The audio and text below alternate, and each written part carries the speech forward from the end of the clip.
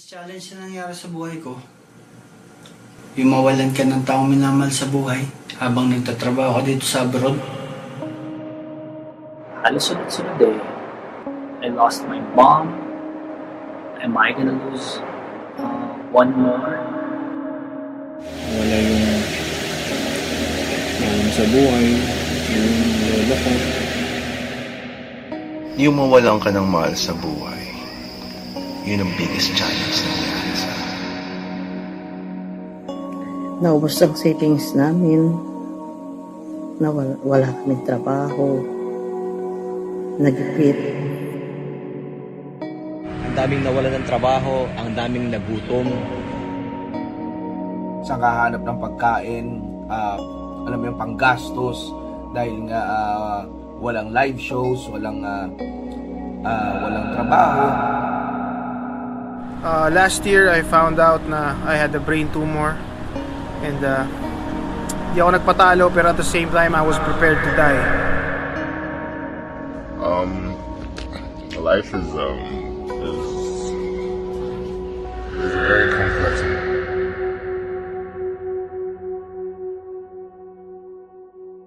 Sa gitna ng proseso, may mga hindi naniwala. Meron din mga nang iwan. Meron din mga nagsalita ng masakit para subukan itumba kung ano ang iyong mga ginagawa. Ngunit hindi ko sila pinakinggan. Mas lalo kong pinakinggan ang puso at tinignan kung ano ba ang orihinal na pangarap na gusto mong mangyari. Na hindi ko sinira sa sarili ko o kung kanino man. Pinatay ko sila ng kabutihan.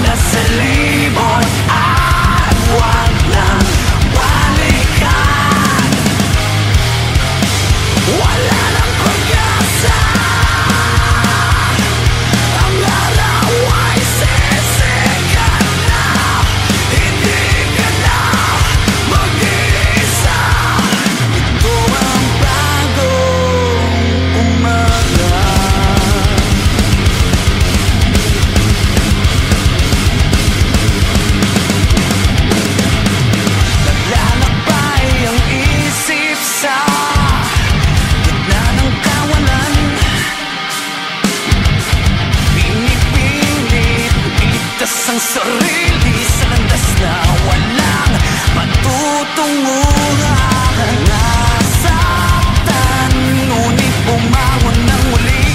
Ikaw ang tanging paraan. Ibinaon na sa limot at wag nang balikan. Wala nang pag-asa.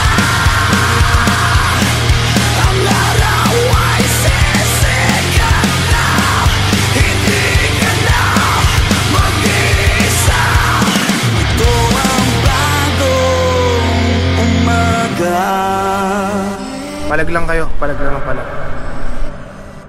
So, you have to stay up, man. Stay strong. Keep going. Laban lang. May laban, may gera. Ito yung panahon na hindi dapat sarili lamang ang isipin. Yung mga kaya pang ibigay, ibigay. Yung mga kaya pang tumulong, tumulong. Yung mga kaya pang lumaban, lumaban para dun sa mga nakalugmok na. Kahit papaano, in their own little way, gumagawa sila ng paraan to help other people. Para sa akin, yun yung pinaka mababang punto ng buhay ko. At panalangin sa Diyos ang naging daan upang magbigay sa akin ng liwanag para umangat muli. Madiskarte tayo mga Pilipino, kaya naniniwala ako na isang araw talaga babangon tayo ulit. Di man ngayon, dumating ngayon, darating din yung panahon mo. A way to overcome this challenge is for us to be out there because love is love. Yes, love is love. Just, I had in my mind that I was going to do it. I was going to be able to do it, and I was going to do it. And, you know, thank God I was able to do it.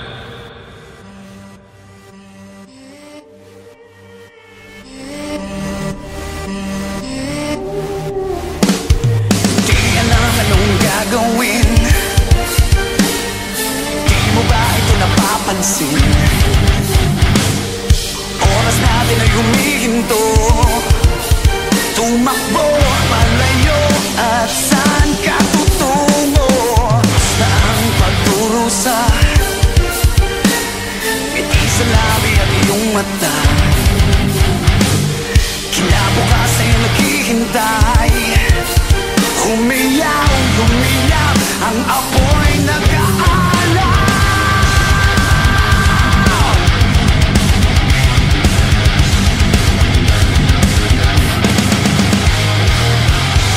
Wala nang pag-asa, ang araw ay sisikat na. Hindi ka na mag-iisa, ito ang bago umaga.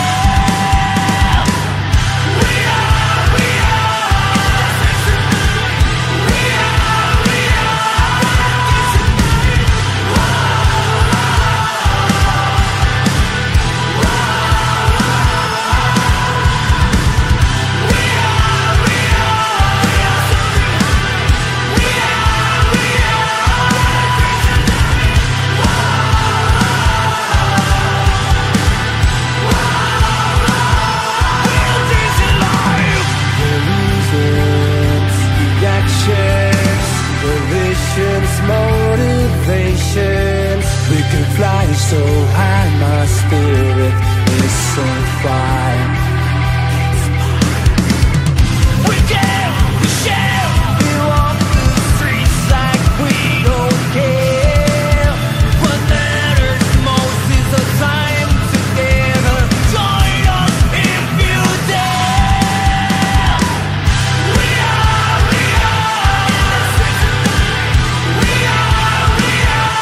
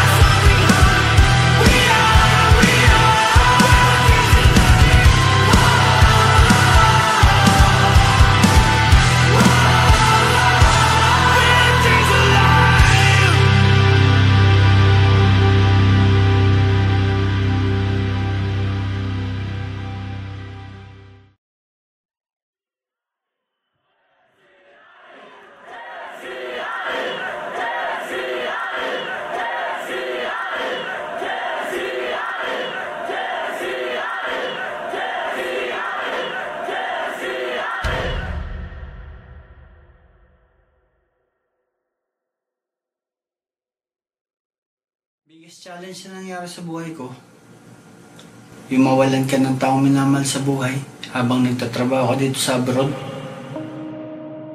Halos sunod-sunod eh. I lost my mom. Am I gonna lose one more? Wala yung mahal sa buhay, yung lola ko. Yung mawalan ka ng mahal sa buhay, yun ang biggest challenge na nangyari sa akin. Naubos ang savings namin. Wala kaming trabaho. Nagipit. Ang daming nawalan ng trabaho, ang daming nagutom. Sa kahanap ng pagkain, alam mo yung panggastos, dahil nga walang live shows, walang trabaho. Last year, I found out na I had a brain tumor. And di ako nagpatalo, pero at the same time, I was prepared to die. Life is very complex.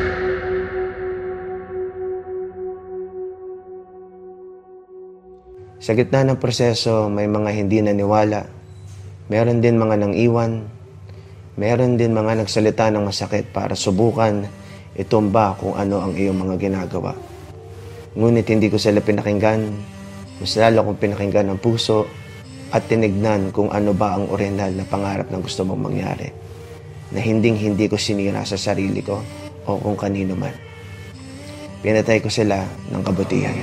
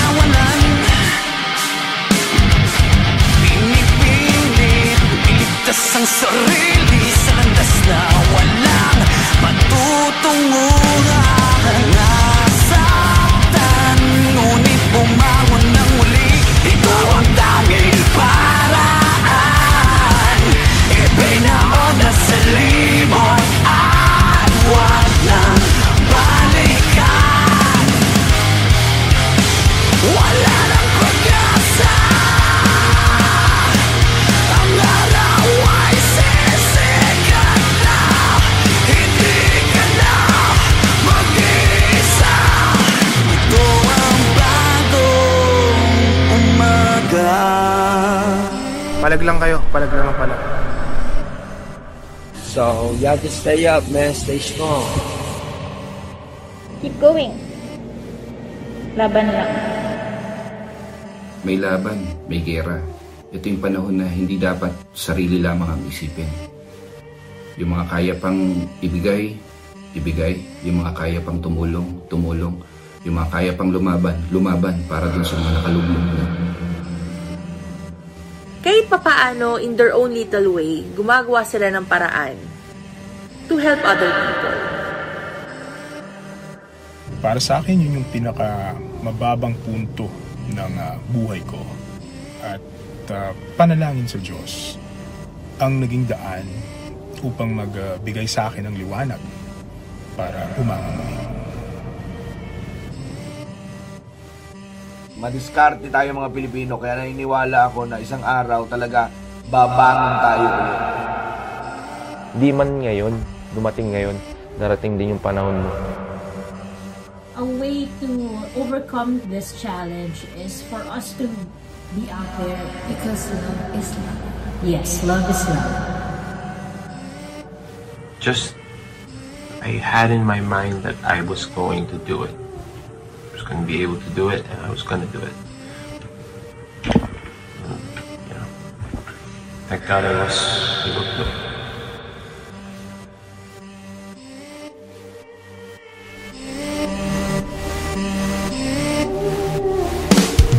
Di alam anong gagawin. Di mo ba ito napapansin? Oras natin ay humihinto. Tumakbo, palayo, at saan ka tutungo? Basta ang pagdurusa, ngiti sa labi at iyong mata. Kinabukasan ay naghihintay. Humiyaw, humiyaw, ang apoy nag-aalaw.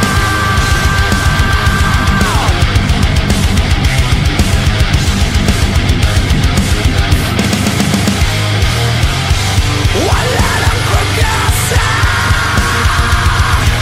Ang araw ay sisikat na. Hindi ka na mag-iisa. Ito ang bagong umaga.